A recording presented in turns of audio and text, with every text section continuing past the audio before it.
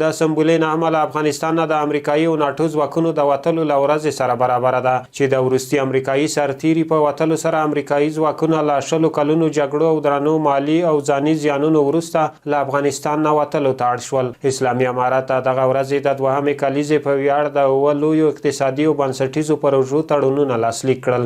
الحمدلله چې نن د سمبولې د یو او لوی قراردادونه به نن امضا کیږي.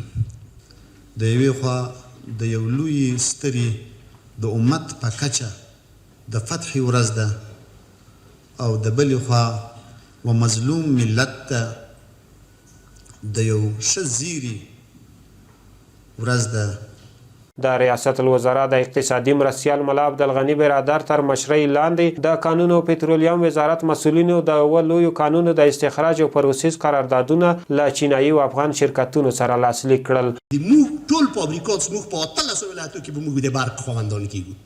په حاضر حالت کې 1000 میگاواټه برق به ان شاء الله په دغه لاین کې راځي او دا په 13 ولایتو کې داسې بچي په ترانسمیشن لاین کې چې 1500 کیلو وولت لاین دی رځي په کابل ته، کابل نه غزنی ته، په قندهار ته، د سپارات او بیرته به دغه دوره په هرات راګرځي او افغانستان به ان شاء الله مدرسې ته، د افغانستان جومات ته، د افغانستان خلکو ته، د افغانستان صحت ته، زراعت ته، معدن ته، دغه ټولو ته په مستقیم او غیر مستقیم قسم چې ګټه رسیږي ته 2.5 میلیارډ ډالرو پورې دا سوقه ده ان شاء الله چې په 2 کالو وروسته کې به د بانک پر رسیدو سبب افغانستان به د دې نه مستفید کیږي.